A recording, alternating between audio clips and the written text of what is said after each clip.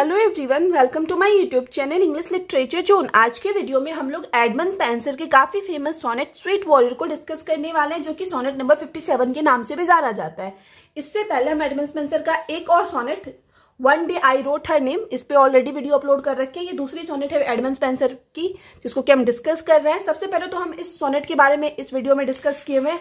उसके बाद जो है एक मोस्ट इंपॉर्टेंट क्वेश्चन जो कि मोस्टली इस सोनेट से रिलेटेड पूछता है, theme of love in Spenser Amoretti, या फिर आइडिया ऑफ लव पूछ दे, डील्स विथ लव, मतलब लव से रिलेटेड कोई भी क्वेश्चन आ जाए जिसमें कि एडमंड स्पेंसर के सोनेट को डिस्कस करने बोले, तो आप उसका आंसर कैसे लिखोगे ना, वो भी हम 3-3.5 पेज में बताए हुए हैं। तो अगर आप लोग के सिलेबस में एडमंड स्पेंसर का सोनेट दिया हुआ है तो कंफर्म ये वाली वीडियो आप लोग के लिए काफी हेल्पफुल होने वाली है। शुरू करते हैं। सबसे पहले हम लोग इंट्रोडक्शन वाले सेक्शन से। इंट्रोडक्शन में है, sweet warrior when Shall I have peace with you is a sonnet from Edmund Spencer sonnet sequence Amarity। मतलब हम लोग का जो पोएम है sweet warrior when Shall I have peace with you, वो एक सोनेट है। सोनेट इट मीन्स वो एक 14 लाइन्स की 14 पंक्तियों की कविता है, जिसको कि लिया गया है एडमंड स्पेंसर के sonnet sequence, it means sonnet के सीरीज से, जिसका की नाम है अमेरिटी। ये चीज ध्यान रखिएगा। It is dedicated to his second wife Elizabeth Boyle. और ये जो अमेरिटी लिख रखे हैं ना एडमंड स्पेंसर, वो डेडिकेट कर रखे हैं अपनी वाइफ एलिजाबेथ बॉयल को। तो इससे रिलेटेड बार बार ऑब्जेक्टिव पूछता है कि पहले तो एडमंड स्पेंसर का सोनेट किससे लिया गया है, अमेरिटी से, और ये जो सोनेट लिख रखे हैं एडमंड स्पेंसर वो किसको डेडिकेट करते हुए लिखे हुए हैं, तो अपनी वाइफ एलिजाबेथ बॉयल को। ये दोनों चीज आपको ध्यान रखना है। अमेरिटी वॉज पब्लिश्ड इन 1595। अमेरिटी को जो पब्लिश करवाया गया था वो 1595 में करवाया गया था। एंड इट इंक्लूड्स 89 सोनेट्स, और इसमें टोटल 89 सोनेट्स को शामिल किया गया, पार्टिकुलरली सोनेट 57। और विशेष रूप से जो कि हम लोग के सिलेबस में, जिसको कि अभी हम डिस्कस कर रहे हैं, कि विशेष रूप से जो सोनेट नंबर 57 है, इट मीन स्वीट वॉरियर है, reflects the suffering of the poet is going through. वो दिखाता है उन सफरिंग्स को, उन प्रॉब्लम्स, उन कष्टों को, जिससे कि पोएट को, इट मीन्स कवि को गुजरना पड़ता है। मतलब पोएट जो है, स्पीकर जो है ना, वो अपने सफरिंग्स को, कष्ट को, दुख को दिखाए हुए हैं सोनेट नंबर 57 के जरिए।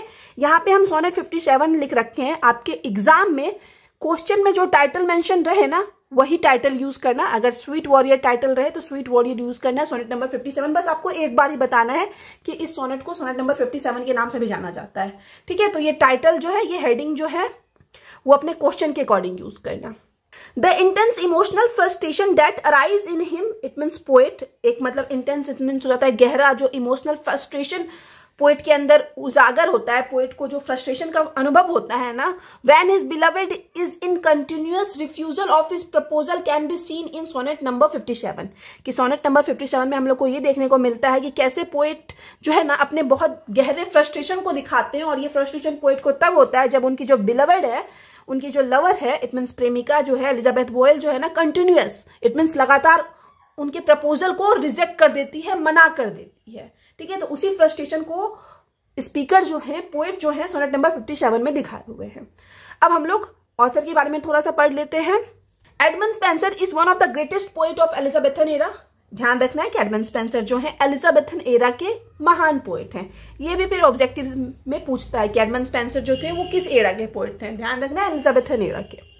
He is great known for his epic poem the fairy queen. और एडमंड स्पेंसर जो मेनली जाने जाते हैं अपने फेमस वर्क फेयरी क्वीन की वजह से जाने जाते हैं, which he wrote for Elizabeth one. ये जो फेयरी क्वीन एडमंड स्पेंसर लिख रखे हैं ना, वो एलिजाबेथ वन के लिए लिख रखे हैं। Among his world famous works include, Edmund Spenser के वर्ल्ड फेमस वर्क्स में शामिल है the fairy queen, the shepherd's calendar, Epithalamion and Amoretti, जिसको कि अभी हम लोग डिस्कस कर रहे हैं। अब नेक्स्ट हम लोग इस पोएम के स्ट्रक्चर, इट मींस संरचना के बारे में डिस्कस करेंगे। Sonnet 57 follows the structure of a Petrarchan sonnet. हम लोग का जो सोनेट 57 है या फिर स्वीट वॉरियर जो पोएम है ना, वो फॉलो करता है पेट्राचन सोनेट के स्ट्रक्चर को। This traditional form consist of 2 parts. Petrarchan sonnets में क्या होता है, ये मतलब ट्रेडिशनल फॉर्म है सोनेट लिखने का, इट मीन्स पारंपरिक फॉर्म है, जिसमें कि 2 पार्ट्स में पोएम्स को डिवाइड किया जाता है। एंड ऑक्टेव, पहले पार्ट्स में ऑक्टेव रहता है, इट मीन्स 8 लाइन का स्टांजा रहता है। एंड ए सेस्टेड, और नीचे जो है एक सेस्टेड रहता है, इट मीन्स 6 लाइन का स्टांजा रहता है। तो इस तरह से टोटल 40 लाइन्स की पोएम हो गई, 8 + 6। तो इस तरीके से डिवाइड किया गया है हम लोग के present sonnet, present poem sweet warrior को।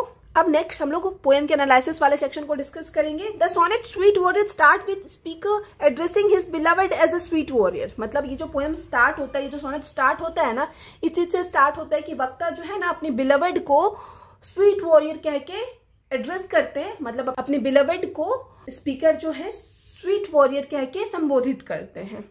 बिकॉज क्योंकि he is in awestruck by his beauty, क्योंकि जो स्पीकर है ना वो अपने बिलवड की ब्यूटी से, सुंदरता से ऑस्ट्रिक इट मीन्स अवाक हो गए हैं, मतलब दंग रह गए हैं। उनको अपनी बिलवड बहुत ज्यादा सुंदर लगती है।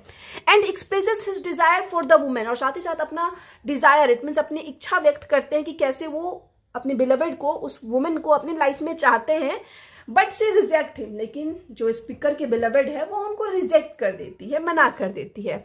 After encountering constant rejection speaker pleads with her for its and. मतलब बहुत बार रिजेक्ट होने के बाद, बहुत बार उस रिजेक्शन का सामना करने के बाद स्पीकर जो है ना अपनी लवर से प्रार्थना करते हैं कि इस चीज को खत्म कर दो, कि तुम ये जो बार बार रिजेक्ट करके हमको तड़पा रही हो, परेशान कर रही हो, एक वॉरियर, एक योद्धा वाला काम कर रही हो ना, तो प्लीज इस युद्ध को खत्म कर दो, हमको शांति दे दो। ये चीज ना स्पीकर प्रार्थना कर रहे हैं अपनी बिलवड से। Having experience the constant pain of refusal, मतलब वो रिफ्यूज जो कर रही है स्पीकर की बिलवड, बार बार उनको मना कर रही है, तो उस पेन को कंटिन्यू फील करने के बाद, कंटिन्यू एक्सपीरियंस करने के बाद, अनुभव करने के बाद, द स्पीकर थिंक्स, स्पीकर को ऐसा लगता है कि he can no longer bear the painful rejection from the women, कि अब वो ना, अब स्पीकर जो है उस रिजेक्शन को नहीं झेल पा रहे हैं। मतलब स्पीकर को बहुत ज्यादा बुरा लग रहा है, बहुत ज्यादा हर्ट फील हो रहा है। He does not want to continue pursuit, अब वो नहीं चाहते कि वो अपने pursuit को, इट मीन्स अपनी बिलवड को मनाते रहें, बार बार प्रपोज करते रहें, बार बार उससे आग्रह करें। स्पीकर अब ये भी नहीं चाह रहे हैं। He is on the verge of losing his patience, speaker उस कगार पे आ गए हैं जहां पे वो अपना धैर्य खोने वाले हैं। मतलब स्पीकर के अंदर से धैर्य भी खत्म हो गया है। He feels heartbroken, he it means speaker को हार्ट ब्रोकन फील हो रहा है कि उनका दिल टूट गया है। And how he will live, और वो अब कैसे जीवित रहेंगे। अब आगे जो है हम पोएम का ही एक लाइन मेंशन कर रखे हैं एज ए कोटेशन। तो आपको पता होगा कि ऐसे बीच बीच में कोटेशन ऐड करने से आपको एग्जाम में अच्छे मार्क्स मिलते हैं। तो आप कोई भी क्वेश्चन का आंसर दे रहे हो तो ऐसे ऐड करना उस पोएम से रिलेटेड कुछ lines. So weak my power, so sore my wounds appear, speakers lady love has hurt his heart many times. Speaker की जो लेडी लव है ना उनको हर्ट कर चुकी है, उनके दिल को मतलब चोट पहुंचा चुकी है बहुत बार, विथ थाउजेंड ऑफ एरोज, और थाउजेंड ऑफ एरोज से, मतलब हजारों तीर से। यहाँ पे तीर का अर्थ, एरो का अर्थ ये नहीं है कि जाके उनके दिल में तीर चुभा दे रही है। इट मीन्स स्पीकर को वैसा दर्द फील हो रहा है कि जैसे उनके दिल पे ना, उनके हर्ट पे हजारों तीर लगा है। Despite his hope for affection, it means स्नेह की आशा के बावजूद, the women keeps wounding him with deadly arrows. Women जो है continue wounding, it mean speaker को घायल करते रहती है उस डेडली एरोज से। मतलब अब स्पीकर को इतना तकलीफ हो रहा है उस औरत की वजह से, अपने बिलवड की वजह से, कि स्पीकर को लग रहा है कि वो जो एरोज है ना डेडली है। इट मीन्स उन एरोज की वजह से, उन दर्द की वजह से अब स्पीकर की मृत्यु भी हो सकती है। He calls her cruel and questions, it means speaker उसको क्रूएल कहते हैं, बोलते हैं अरे तुम तो बहुत क्रूर हो, और उससे क्वेश्चन करते हैं, प्रश्न पूछते हैं। The pointless glory of defeating him, कि तुमको क्या ऐसा मिल रहा है, कौन सा ऐसा ग्लोरी का, इट मीन्स वैभव का अनुभव हो रहा है हमको हराकर, मेरे प्यार को हराकर। Who wants to surrender to her, हम तो खुद तुमको सरेंडर करना चाह रहे हैं, तुम्हारे सामने झुकना चाह रहे हैं, लेकिन तुमको क्या ग्लोरी का, क्या खुशी मिल रही है ऐसे बार बार हमको रिजेक्ट करके, ऐसे हमको बार बार चोट पहुंचा के।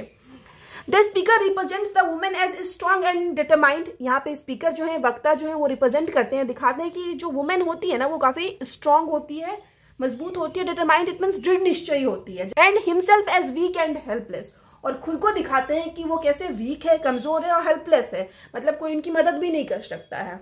He has been trying to convince her for a long, और स्पीकर जो है बार बार काफी लंबे समय से अपनी बिलवड को कन्विंस करने की, मनाने की कोशिश कर रहे हैं।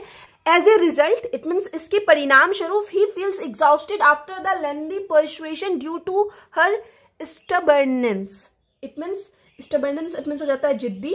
तो स्पीकर जो है ना अपने बिलवड के जिद के कारण जो लंबे समय से उसको कन्विंस करने की कोशिश कर रहे हैं ना, तो अब उस वजह से जो है स्पीकर को एग्जॉस्टेड इट मीन्स थका हुआ फील हो रहा है। फिर से यहाँ पे पोएम का लाइन हम मेंशन कर रखे हैं, with thousand arrow which your eyes have shot, she can not attain any glory by defeating someone who would be willing hers it means speaker यहाँ बताते हैं कि उनकी जो बिलवड है ना उसको कोई ग्लोरी नहीं मिलेगा, इट मीन्स कोई वैभव नहीं मिलेगा उस इंसान को हराकर जो कि ऑलरेडी उसके सामने झुकना चाहता है, ऑलरेडी उसका होना चाहता है। ऐसे इंसान को हराकर, ऐसे इंसान के प्यार को हराकर उनकी जो बिलवड है उसको कोई ग्लोरी, इट मीन्स वैभव नहीं मिल सकता है। Therefore the lover proposes making peace between them as soon as possible. और स्पीकर की लवर जितना जल्दी मान जाती है उतना जल्दी ही उन दोनों के बीच जो है पीस स्थापित हो जाएगा, शांति स्थापित हो जाएगा।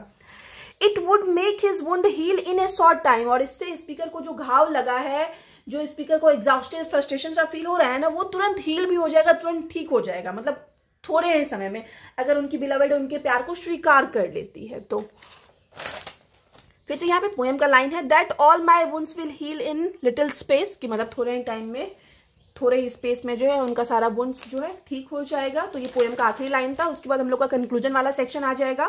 Thus the experience of unrequited love is the theme of the sonnet Sweet Warrior। It means हम लोग का जो सोनेट है स्वीट वॉरियर, उसका जो मेन विषय है ना वो दिखाता है एक्सपीरियंस ऑफ अनरिक्वाइटेड लव। मतलब अनरिक्वाइटेड इट मीन्स हो जाता है कि एक तरफा प्यार के एक्सपीरियंस को, एक तरफा प्यार के अनुभवों को दिखाता है ये sonnet sweet warrior. It also tells the effect of one sided love on the speaker. साथ ही साथ ये भी दिखाता है, मतलब वक्ता के माध्यम से ये दिखाता है कि किसी इंसान पे ना वन साइडेड लव का, एक तरफा प्यार का क्या प्रभाव पड़ता है। ये चीज भी जो है इस कविता के माध्यम से, सोनेट स्वीट वॉरियर के माध्यम से दिखाया गया है। ठीक है, तो यहाँ पे हम लोग का सोनेट वाला सेक्शन खत्म हो गया, पोएम वाला सेक्शन खत्म हो गया। नेक्स्ट जो है हम लोग theme of love in Spenser Amoretti, या फिर ये लव से रिलेटेड क्वेश्चन करने वाले हैं। एडमंड स्पेंसर, जिनका की जन्म 1552 में होता है और डेथ जो है 1599 में होती है, was one of the pioneers of English sonneteers। English sonneteers it means English language के जितने भी सोनेट लिखने वाले पोएट हुए ना उनमें सबसे पायोनियर्स इट मीन्स अगुआ के रूप में जाने जाते हैं। He wrote a sequence of 89 sonnets in title Amoretti. वो जो एक सीरीज लिख रखे हैं 89 सोनेट्स का, जिसको कि वो शीर्षक दिए हुए हैं Amoretti, dedicated to his beloved Elizabeth Boyle. और ये जो सोनेट डेडिकेट कर रखे हैं वो अपनी बिलवड, अपनी सेकेंड वाइफ एलिजाबेथ बॉयल को डेडिकेट कर रखे। His notion of love as expressed in this sonnet sequence is traditional and spiritual. और his notion it means speaker का जो प्यार की अवधारणा है, प्यार की जो धारणा है, उसको जिस तरीके से इस सोनेट सीक्वेंस अमेरिटी में एक्सप्रेस्ड किया गया है ना वो ट्रेडिशनल है, इट मीन्स वो पारंपरिक है, और स्पिरिचुअल इट मीन्स आध्यात्मिक है। अब love as a source of pain and frustration, की प्यार किस तरह से पेन का कारण बनता है, फ्रस्ट्रेशन का कारण बनता है, उस चीज को हम लोग डिस्कस करेंगे। In Spenser's sonnet 57 speaker is in deep emotional frustration. मतलब स्पेंसर के सोनेट नंबर 57 में जो स्पीकर है ना, जो वक्ता है ना, वो बहुत गहरे इमोशनल फ्रस्ट्रेशन में है। बिकॉज क्योंकि हिज बिलवड, क्योंकि उनकी जो बिलवड है ना continuously refuses to his proposal, लगातार उसके प्रपोजल को रिजेक्ट कर रही है, मना कर रही है, उसके प्यार को स्वीकार नहीं रही है, जो कि तुरंत अभी हम लोग पढ़े हैं। He addresses her as a sweet warrior. He it means speaker जो है अपने बिलवड को स्वीट वॉरियर कह के एड्रेस करते हैं। एंड प्लीड्स विथ हर, और साथ ही साथ उससे प्रार्थना करते हैं, निवेदन करते हैं। When will we see accept the love of speaker, की वह स्पीकर के लव को, वक्ता के लव को कब एक्सेप्ट करेगी, कब स्वीकार करेगी। Having experience the constant pain of refusal, और उस रिफ्यूजल वाले इट मीन्स स्पीकर की बिलवड जो उनको बार बार मना कर रही है ना, तो उस पेन को फील करने के बाद, लगातार उस पेन को एक्सपीरियंस करने के बाद, द स्पीकर थिंक्स, स्पीकर को ऐसा लगता है he can no longer bear the painful rejection from the woman, कि उस औरत से जो ये पेनफुल रिजेक्शन बार बार किया जा रहा है उस औरत के द्वारा, इट मींस स्पीकर की बिलवड जो पेनफुल रिजेक्शन कर रही है उसको अब वो बियर नहीं कर पा रहे, उसको बर्दाश्त नहीं कर पा रहे, उसको सह नहीं पा रहे। He is on the words of losing his patience. Speaker जो है अब उस कगार पे हैं जब वो अपना पेशेंस, अपना धैर्य कभी भी खो सकते हैं। He feels heart broken, speaker को हर्ट ब्रोकन फील हो रहा है। फिर से यहाँ पे हम स्वीट वॉरियर पोएम का कुछ लाइन मेंशन कर रखे हैं as a quotation. Sweet warrior when shall I have peace with you, high time it is, फिर आगे डॉट डॉट करके इन्वर्टेड कोमा बंद कर दिए। The sonnet paints a picture of the speaker as a slave. It means ये जो sonnet है ना, जो स्पीकर के पिक्चर को पेंट करता है, स्पीकर को दिखाता है एक स्लेव के रूप में, एक गुलाम के रूप में। Desperately pleading with his beloved to accept his proposal, जो कि डेस्परेटली इट मीन्स हताशा होकर बार बार अपने बिलवड से प्रार्थना कर रहा है, रिक्वेस्ट कर रहा है कि उसके प्रपोजल को एक्सेप्ट कर ले, उसके प्रपोजल को स्वीकार कर ले। It is a raw and honest expression of the agony of unrequited love. और ये जो एक्सप्रेशन है ना, इट मीन्स एक रॉ, इट मीन्स हो जाता है एक रियल और ऑनेस्ट एक्सप्रेशन है, जो कि दिखाता है अनरिक्वाइटेड इट मीन्स एक तरफे प्यार के अगोनी को, अगोनी इट मीन्स एक तरफा प्यार में जो है कितना ज्यादा प्रॉब्लम फेस करना पड़ता है लवर को, कितना ज्यादा दुख का कष्ट का सामना करना पड़ता है ना, उस इमोशन को ना बड़े ही रियल तरीके से, बड़े ही ऑनेस्ट तरीके से जो है एक्सप्रेस करने की कोशिश की गई है हम लोग के सोनेट स्वीट वॉरियर में। अब नेक्स्ट जो सोनेट है अनदर इन रेफरेंस, अब दूसरा सोनेट हम यहाँ पे मेंशन करते हुए दिखाए हुए हैं कि कैसे स्पीकर जो है पेन को या फिर सफरिंग्स को दिखाए हैं अपने सोनेट सीक्वेंस अमेरिटी के थ्रू। स्पीकर सोनेट 67 के स्पीकर का जो सोनेट नंबर 67 है is all about winning the heart of A lady love. फिर से जो है वो अपने लेडी लव के दिल के जीतने के बारे में ही है, फिर से वही है कि स्पीकर जो है अपने लवर के, अपने बिलवेड के दिल को जीतना चाह रहे हैं सोनेट नंबर 67 में भी। Using hunting as a game of love, और सोनेट नंबर 67 में स्पीकर जो है हंटिंग को एक गेम ऑफ लव के रूप में यूज करते हैं। इट मीन शिकार करना को एक लव के गेम के रूप में यूज करते हैं। इन दिस गेम, और इस गेम में the lover and beloved are both the hunter and the hunted. Game में जो लवर है इट मीन्स जो स्पीकर है और उनकी जो बिलवेड है, उनकी जो प्रेमिका है ना, तो एक शिकारी है और दूसरा जो है शिकार है। It's fascinating how the sonnet portrays love as a game involving 3 characters. और ये जो चीज है ना बड़ी फैसिनेटिंग है, बड़ी मतलब मनोहर चीज है, बड़ी इंटरेस्टिंग चीज है कि कैसे ये जो कविता है ना लव को एक गेम के रूप में पोर्ट्रे करती है, चित्रित करती है, जिसमें कि 3 कैरेक्टर शामिल हैं, the love, the false lover and the lady love. फिर से यहाँ पे हम पोएम का लाइन मेंशन कर रखे हैं, like as a huntsman after weary chase seeing the game from him escaped away. This sonnet is a beautiful example of complexities of human emotion. और ये जो सोनेट है सोनेट नंबर 67 जो है वो बड़ा ही अच्छा एग्जाम्पल है, बड़ा ही सुंदर एग्जाम्पल है, जिसके माध्यम से ना ह्यूमन के इमोशन के कॉम्प्लेक्सिटीज को दिखाया गया है। इट मीन्स मानवीय इमोशन के जटिलताओं को दिखाया गया है। अब love as a source of joy and pleasure, कि कैसे जो प्यार है ना वो जॉय इट मीन्स खुशी का और प्लेजर का कारण बनता है, उस चीज को भी कैसे एडमंड स्पेंसर जो है अपने सोनेट अमेरिटी में डिस्कस किए हुए, उसके बारे में अब हम लोग पढ़ेंगे। While Spencer writes about the spiritual nature of love, कि जब स्पेंसर प्यार के स्पिरिचुअल नेचर के बारे में लिखते हैं, he also portrays it as a source of joy and pleasure. तो स्पीकर जो है दूसरी तरफ प्यार को, लव को जॉय और प्लेजर के सोर्स के रूप में, इट मीन्स खुशी और आनंद के स्रोत के रूप में भी पोर्ट्रे करते हैं। In sonnet 75 he writes, sonnet number 75 में एडमंड स्पेंसर लिखते हैं, one day I wrote her name upon the strands but came the waves and washed it away. Spenser describe the joy he feels in his beloved's company. इस sonnet के माध्यम से it means speaker sonnet number 75 के जरिए ये दिखाते हैं, ये बताते हैं कि अपने बिलवेड की कंपनी में, मतलब जब स्पीकर की बिलवेड उनके साथ होती है ना, तो उनको कितनी ज्यादा खुशी का अनुभव होता है ना, उस चीज को डिस्क्राइब करते हैं, उस चीज की व्याख्या करते हैं। And the pain he feels when they are separated, और कैसा पेन का अनुभव होता है, कैसा उनको बुरा लगता है जब भी दोनों सेपरेट होते हैं, अलग होते हैं, एक दूसरे से दूर जाते हैं ना, तो उस चीज को भी डिस्क्राइब किए हुए हैं, डिस्कस किए हुए हैं। He recognizes that love is not always easy. Speaker जो है इस चीज को रिकॉग्नाइज करते हैं, पहचानते हैं कि लव जो होता है ना, प्यार जो होता है ना, वो हमेशा इजी नहीं होता, आसान नहीं होता, but he celebrates the moments of joy and pleasure it brings.